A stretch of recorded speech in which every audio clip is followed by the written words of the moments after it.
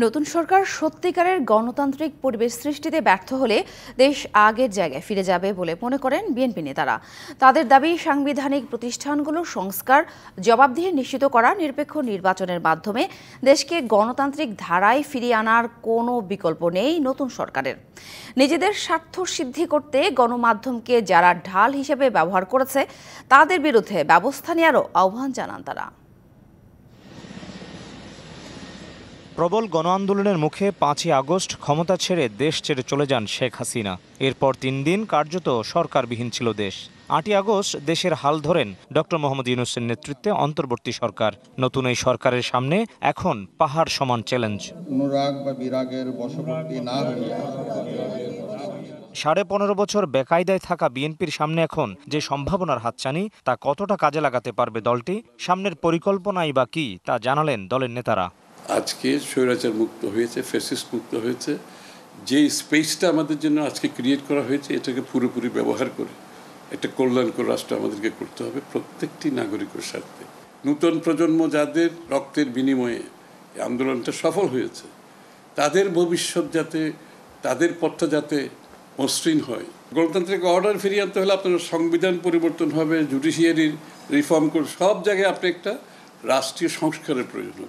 গণতন্ত্রের জন্য আমরা লড়াই সংগ্রাম করেছি। আমরা কিন্তু ১৬ বছর কিন্তু আমরা নির্যাতিত হয়েছি। ২৫০টিরও বেশি ডিজাইন অপশন নিয়ে ওয়ালটন স্মার্ট ফ্রিজ, বোঝে আপনার প্রয়োজন। শত শত ছাত্র জনতা শহীদ হয়েছেন।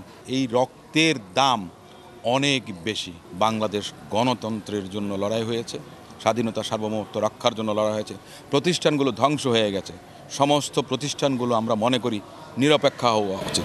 শেখ হাসিনার শাসনামলে নীতি নৈতিকতা বিসর্জন দিয়ে যারা গণমাধ্যমকে স্বার্থসিদ্ধির ঢাল হিসেবে ব্যবহার করেছে, তাদের বিরুদ্ধে ব্যবস্থা নেওয়া উচিত বলে মনে করেন বিএনপি নেতারা। সেন্সরশিপ ছিল, সংস্থার লোকরা নিয়ন্ত্রণ করতেন।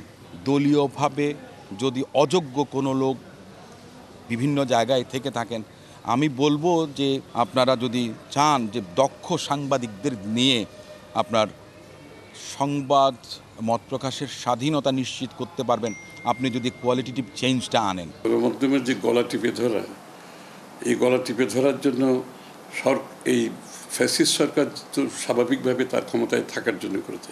এটার সাথে গণমাধ্যমের অনেক লোকজন এটার সুবিধা নিয়েছে তাদের নিজস্ব স্বার্থ উদ্ধার করার জন্য। তারাও গণমাধ্যমকে, সরকারকে সহযোগিতা করতে, গণমাধ্যম ধ্বংস করার জন্য। সুতরাং এখানে গণমাধ্যমের উপরে সংস্কারের প্রশ্ন আছে তো আমাদের।